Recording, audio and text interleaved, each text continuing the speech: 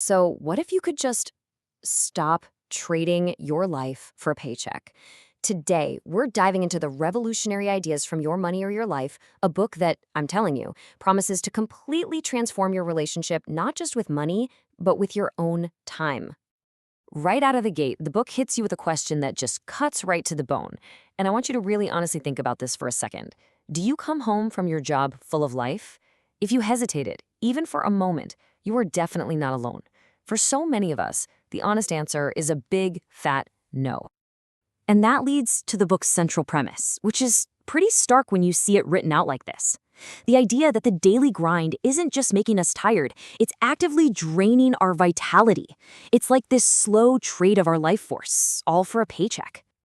So, what's keeping us locked in this cycle? Well, a huge piece of the puzzle is this number right here, $3.7 trillion. That is the absolutely staggering level of consumer debt in the US alone. It's like a financial shackle that makes the 9 to 5 mandatory, whether we like it or not. Okay, so let's dig into this idea of making a dying. Let's really look at this modern trap of work and spending and this deep dissatisfaction that just so many people are feeling. And this isn't just a feeling people have. It's a real documented trend. Just look at this data. Job satisfaction in the US has been on a steady decline, falling from over 60% back in 1987 to a low of around 43% in 2010. It seems like the idea of a dream job is getting rarer and rarer. This probably looks pretty familiar, right? We work these high-stress jobs, we save almost nothing, and our debt basically forces us to keep showing up. The result is this work-spend treadmill, where we use our weekends and our paychecks just to recover from the very work we have to go back to on Monday. So why are we stuck in this? Well, a huge part of it is this cultural myth that we've all been spoon-fed since we were kids, this idea that more is always better. This quote from the book just nails it, doesn't it? Our whole society basically equates happiness and success with constantly accumulating more stuff. We're trained to want the next upgrade, the newest model, the bigger version, because we've convinced ourselves that that is the path to fulfillment. I love this. The book gives this habit a really memorable name, the Gazingas pin. You know what this is. It's that thing you just buy out of habit, not because you actually need it. It's like a zombie purchase you make on autopilot. What's yours? We've all got one. And it's all these little unconscious purchases that keep that more is better engine chugging along. Okay, so if that's the problem, what on earth is the solution? This is where the book introduces its most powerful idea, the one that can honestly change everything. All right, here's the fundamental truth the book just lays bare. Money isn't just paper or numbers on a screen. Money is something you trade your life energy for. Think about it. Every hour you work is 1 hour of your one finite life that you can never get back. So that means every single time you spend money, you are spending a little piece of your life. And the real question then becomes, is that purchase worth the chunk of your life you traded for it? The goal of this whole new mindset is something the book calls financial independence, or FI. And it is so critical to get this definition right. This is not about having a mansion or a fleet of sports cars. It's simply about having enough income from your assets to cover your needs, so that working for money becomes a choice, not a necessity. In one word, it's about freedom. So how do you get there? Well, it's not about some strict, painful budget that makes you miserable.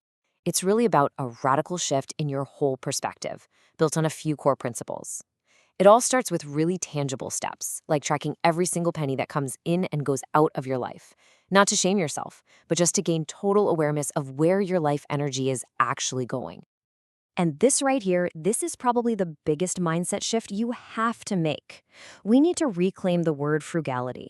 Society tells us it means deprivation, scarcity, being cheap. But the book totally reframes it as enjoyment, getting the maximum value and achieving a high ratio of joy to the stuff you own. I mean, this quote says it all. The Latin root of the word frugal, frui, actually means to enjoy. Isn't that wild? So being frugal isn't about pinching pennies. It's about honoring your life energy and making damn sure you get the most fulfillment possible from it. Which brings us to the whole point of this journey. What do you even do with all this freedom? What does a life of real fulfillment, one that isn't chained to the need for a paycheck, actually look like? The book is filled with these powerful stories of what this freedom can look like. For example, financial independence allowed Wes, a chemist, to totally integrate his passion for nature into his life. It empowered Kathy and Langdon to just walk away from their conventional careers and build a whole new life centered on their values of community and sustainability. There's this great little parable the book uses. A guy asks 3 stonecutters what they're doing. The first one has a job, he's chipping stone. The second one has a career, he's earning a living. But the third one, he sees the bigger picture. He has a calling. He says, I'm building a cathedral. FI gives you the freedom to find your cathedral. And this is the ultimate takeaway. This is not about retiring to a beach to do nothing. Unless, of course, that's your cathedral. The real goal is to decouple your work from your need for money, freeing you up to contribute to the world in a way that is deeply, truly meaningful to you, whether you get paid for it or not. And so we end right back where we began, with a question. But this one looks forward. If you were financially independent, if you truly had enough, what would you do with your time, with your life energy? That's the question your money or your life leaves us all with. And you know what? It might just be the most important question you ever ask yourself.